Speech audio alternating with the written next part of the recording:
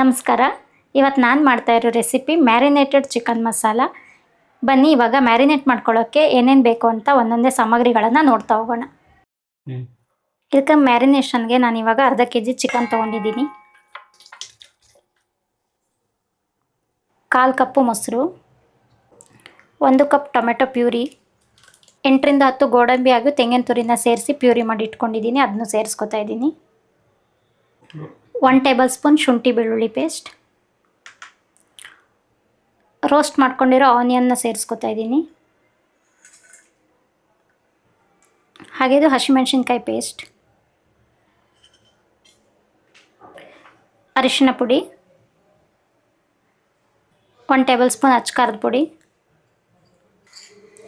1 table spoon chicken masala, ಹಾಗೆ ಅರ್ಧ table spoon garam masala, 1 table spoon ಧನಿಯಾ ಪುಡಿ, ಅರ್ಧ ಟೇಬಲ್ ಸ್ಪೂನ್ ಪೆಪ್ಪರ್ ಪೌಡರ್, ಹಾಗೆ ರುಚಿಗೆ ತಕ್ಕಷ್ಟು ಉಪ್ಪು, ಕೊತ್ತಂಬರಿ ಸೊಪ್ಪು,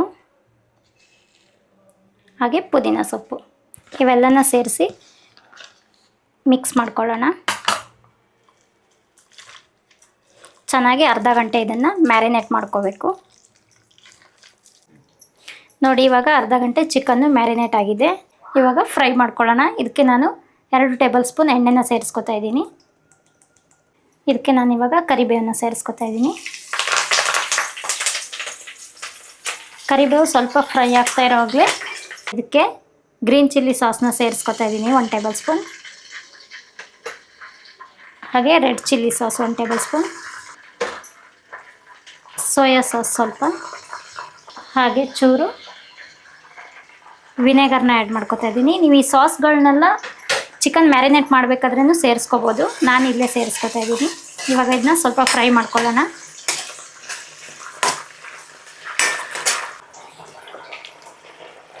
ಇವಾಗ ಇದಕ್ಕೆ ಮ್ಯಾರಿನೇಟ್ ಆಗಿರೋ ಚಿಕನ್ನ ಸೇರಿಸ್ಕೊತಾ ಇದ್ದೀನಿ.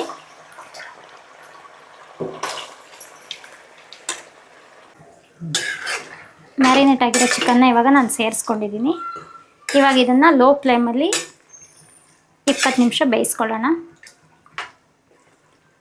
ಈ ಥರ ಮಿಕ್ಸ್ ಮಾಡ್ಕೊಳ್ಳಿ ಚೆನ್ನಾಗಿ. ನೋಡಿ, ಇವಾಗ ಇದಾಗಿದೆ, ಚಿಕನ್ ಚೆನ್ನಾಗಿ ಬೆಂದಿದೆ ಎಣ್ಣೆ ಬಿಟ್ಕೊಂಡು.